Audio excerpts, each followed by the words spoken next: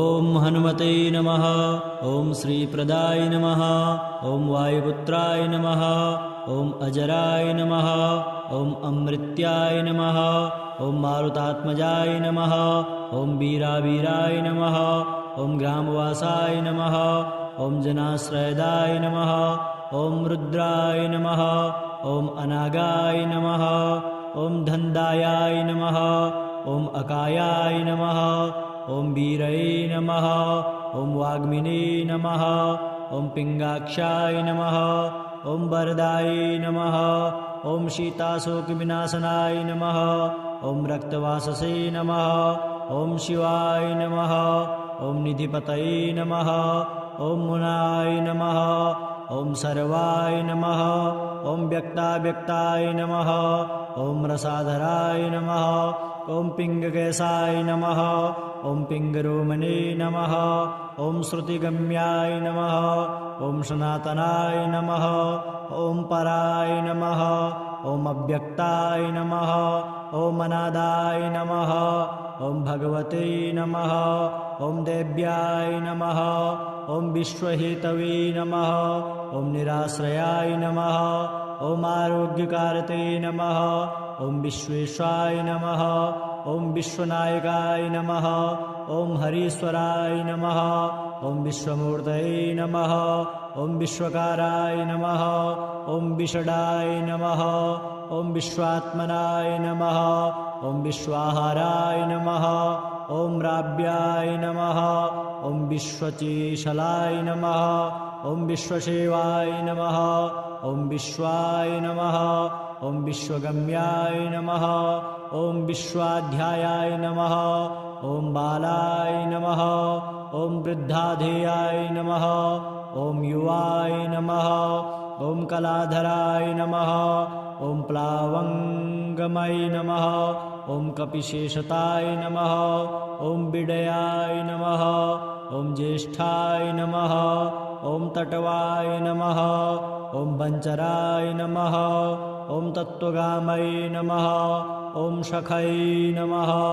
ॐ अजाय नमः। ॐ मञ्जनीसूताय नमः। ॐ अवायगराय नमः। ॐ भार्गाय नमः। ॐ रामाय नमः। ॐ रामभक्ताय नमः। ॐ कल्याणाय नमः। ॐ प्रकृतिस्थितिरतिराय नमः। ॐ विश्वम्भराय नमः। ॐ ग्रामासवन्ताय नमः। ॐ धराधराय नमः। ॐ भूर्लोकाय नमः। ॐ भुवर्लोकाय नमः। ॐ स्वर्गालोकाय नमः। ॐ महालोकाय नमः। ॐ जनलोकाय नमः। ॐ तापसे नमः। ॐ आव्यायाय नमः। ॐ सत्याय नमः। ॐ ओङ्कारजनवाय नमः। ॐ प्राणवाये नमः। ॐ व्यापकाय नमः। ॐ अमलाय नमः। ॐ शिवधर्मप्रतिष्ठाय नमः। ॐ रामेशत्राताय नमः। ॐ फाल्गुनप्रियाय नमः। ॐ राक्षोधनाय नमः। ॐ पन्दारिकाक्षाय नमः। ॐ दिवाकाराय नमः। ॐ समप्रभाय नमः। ॐ द्रोणहर्ताय नमः। ॐ शक्तिराक्षसाय नमः। ॐ गोष्पदीकृतिशाय नमः। ॐ वारीशाय नमः। ॐ पूर्णकामाय नमः। ॐ धराधिपाय नमः। ॐ शक्तिराक्षसाय नमः। ॐ मारकाय नमः। ॐ रामदूताय नमः। ॐ कृष्णाय नमः। ॐ शरणागतवत्सलाय नमः। ॐ जानकीपराणदाताय नमः। ॐ रक्षप्राणहारकाय नमः। ॐ पूर्णाय नमः। ॐ सत्याय नमः। ॐ पितावाससे नमः। ॐ देवाय नमः। ॐ हनुमते नमः। ॐ श्रीप्रदाय नमः। ॐ वायुपुत्राय नमः। ॐ अजराय नमः। ॐ अमृत्याय नमः। ॐ मारुतात्मजाय नमः। ॐ वीरावीराय नमः।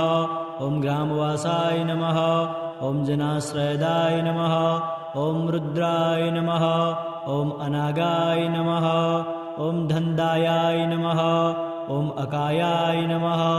ॐ वीरये नमः ॐ वाग्मिने नमः ॐ पिङ्गाक्षाय नमः ॐ वरदाय नमः ॐ शीताशोकविनाशनाय नमः ॐ रक्तवाससे नमः ॐ शिवाय नमः ॐ निधिपतये नमः ॐ मुनाय नमः ॐ सर्वाय नमः ॐ व्यक्ताव्यक्ताय नमः ॐ रसाधराय नमः ॐ पिङ्गकेशाय नमः ॐ पिङ्गरोमणे नमः ॐ श्रुतिगम्याय नमः ॐ सनातनाय नमः ॐ पराय नमः ॐ अव्यक्ताय नमः ॐ अनादाय नमः ॐ भगवते नमः ॐ देव्याय नमः ॐ विश्वहेतवे नमः ॐ निराश्रयाय नमः ॐ आरोग्यकारते नमः ॐ विश्वेश्वराय नमः ॐ विश्वनायकाय नमः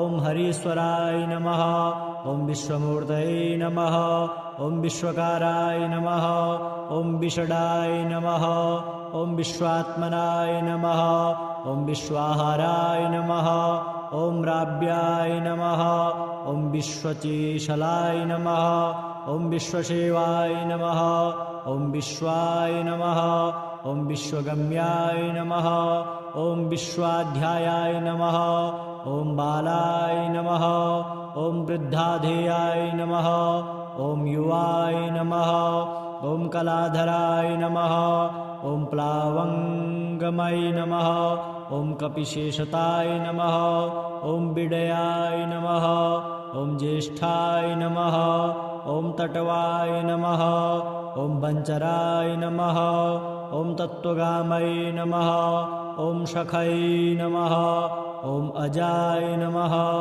ॐ अञ्जनीसूताय नमः ॐ अवायगराय नमः ॐ भार्गाय नमः ॐ रामाय नमः ॐ रामभक्ताय नमः ॐ कल्याणाय नमः ॐ प्रकृतिस्थितिरतिराय नमः ॐ विश्वम्भराय नमः ॐ ग्रामासवन्ताय नमः ॐ धराधराय नमः ॐ भूर्लोकाय नमः ॐ भुवर्लोकाय नमः ॐ स्वर्गालोकाय नमः ॐ महालोकाय नमः ॐ जनलोकाय नमः ॐ तापसे नमः ॐ आव्यायाय नमः ॐ सत्याय नमः ॐ ओङ्कारजनवाय नमः ॐ प्राणवाये नमः ॐ व्यापकाय नमः ॐ अमलाय नमः ॐ शिवधर्मप्रतिष्ठाय नमः ॐ रामेशत्राताय नमः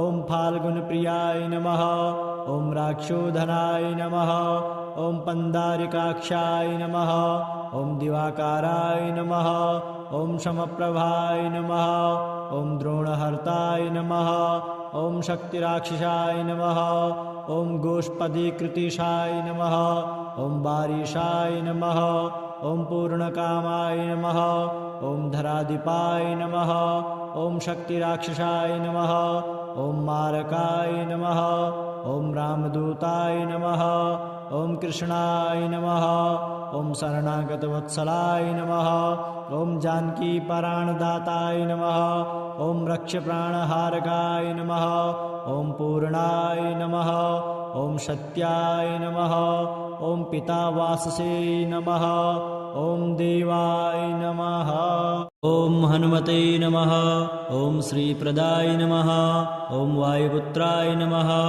ॐ अजराय नमः ॐ अमृत्याय नमः ॐ मारुतात्मजाय नमः ॐ वीरावीराय नमः ॐ ग्रामवासाय नमः ॐ जनाश्रयदाय नमः ॐ रुद्राय नमः ॐ अनागाय नमः ॐ धन्दायाय नमः ॐ अकायाय नमः ॐ वीरये नमः ॐ वाग्मिने नमः ॐ पिङ्गाक्षाय नमः ॐ वरदाय नमः ॐ शीताशोकविनाशनाय नमः ॐ रक्तवाससे नमः ॐ शिवाय नमः ॐ निधिपतये नमः ॐ मुनाय नमः ॐ सर्वाय नमः ॐ व्यक्ताव्यक्ताय नमः ॐ रसाधराय नमः ॐ पिङ्गकेशाय नमः ॐ पिङ्गरोमणे नमः ॐ श्रुतिगम्याय नमः ॐ सनातनाय नमः ॐ पराय नमः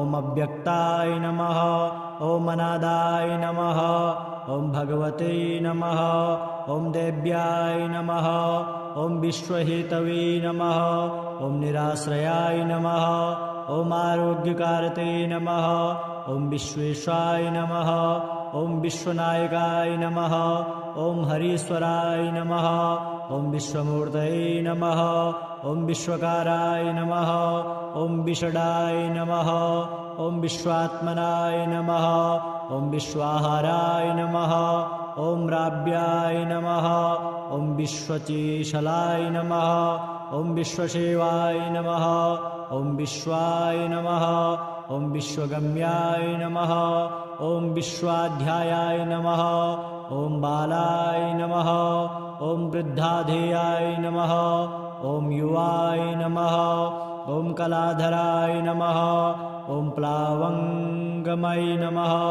ॐ कपिशेषताय नमः ॐ बिडयाय नमः ॐ ज्येष्ठाय नमः ॐ तटवाय नमः ॐ वञ्चराय नमः ॐ तत्त्वगामय नमः ॐ शखय नमः ॐ अजाय नमः ॐ मञ्जनीसूताय नमः ॐ अवायगराय नमः ॐ भार्गाय नमः ॐ रामाय नमः ॐ रामभक्ताय नमः ॐ कल्याणाय नमः ॐ प्रकृतिस्थितिरतिराय नमः ॐ विश्वम्भराय नमः ॐ ग्रामासवन्ताय नमः ॐ धराधराय नमः ॐ भूर्लोकाय नमः ॐ भुवर्लोकाय नमः ॐ स्वर्गालोकाय नमः ॐ महालोकाय नमः ॐ जनलोकाय नमः ॐ तापसे नमः ॐ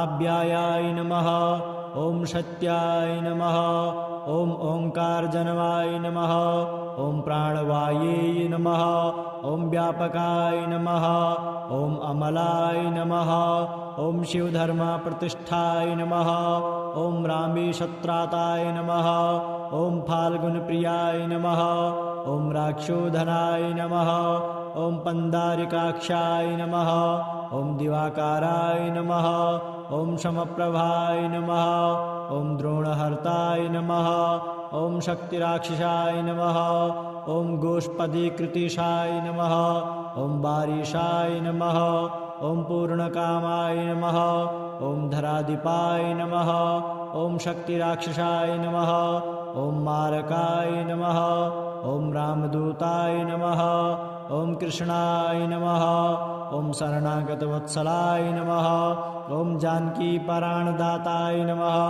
ॐ रक्षप्राणहारकाय नमः ॐ पूर्णाय नमः ॐ सत्याय नमः ॐ पितावाससे नमः ॐ देवाय नमः ॐ हनुमते नमः ॐ श्रीप्रदाय नमः ॐ वायुपुत्राय नमः ॐ अजराय नमः ॐ अमृत्याय नमः ॐ मारुतात्मजाय नमः ॐ वीरावीराय नमः ॐ ग्रामवासाय नमः ॐ जनाश्रयदाय नमः ॐ रुद्राय नमः ॐ अनागाय नमः ॐ धन्दायाय नमः ॐ अकायाय नमः ॐ वीरये नमः ॐ वाग्मिने नमः ॐ पिङ्गाक्षाय नमः ॐ वरदाय नमः ॐ सीताशोकविनाशनाय नमः ॐ रक्तवाससे नमः ॐ शिवाय नमः ॐ निधिपतये नमः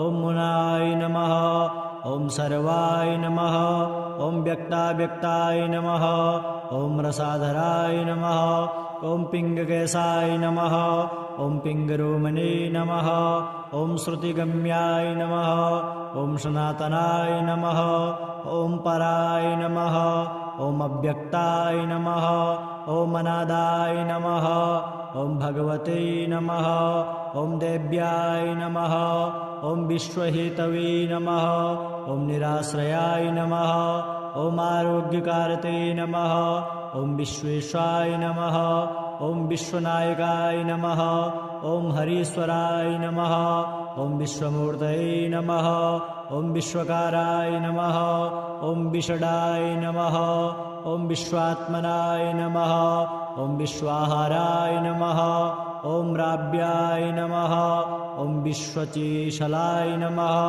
ॐ विश्वसेवाय नमः ॐ विश्वाय नमः ॐ विश्वगम्याय नमः ॐ विश्वाध्यायाय नमः ॐ बालाय नमः ॐ वृद्धाधेयाय नमः ॐ युवाय नमः ॐ कलाधराय नमः ॐ प्लावङ्गमय नमः ॐ कपिशेषताय नमः ॐ बिडयाय नमः ॐ ज्येष्ठाय नमः ॐ तटवाय नमः ॐ वञ्चराय नमः ॐ तत्त्वगामय नमः ॐ शखै नमः ॐ अजाय नमः ॐ अञ्जनीसूताय नमः ॐ अवायगराय नमः ॐ भार्गाय नमः ॐ रामाय नमः ॐ रामभक्ताय नमः ॐ कल्याणाय नमः ॐ प्रकृतिस्थितिरतिराय नमः ॐ विश्वम्भराय नमः ॐ ग्रामासवन्ताय नमः ॐ धराधराय नमः ॐ भूर्लोकाय नमः ॐ भुवर्लोकाय नमः ॐ स्वर्गालोकाय नमः ॐ महालोकाय नमः ॐ जनलोकाय नमः ॐ तापसे नमः ॐ आव्यायाय नमः ॐ सत्याय नमः ॐ ओङ्कारजनवाय नमः ॐ प्राणवाये नमः ॐ व्यापकाय नमः ॐ अमलाय नमः ॐ शिवधर्मप्रतिष्ठाय नमः ॐ रामेशत्राताय नमः ॐ फाल्गुनप्रियाय नमः ॐ राक्षोधनाय नमः ॐ पन्दारिकाक्षाय नमः ॐ दिवाकाराय नमः ॐ समप्रभाय नमः ॐ द्रोणहर्ताय नमः ॐ शक्तिराक्षसाय नमः ॐ गोष्पदीकृतिशाय नमः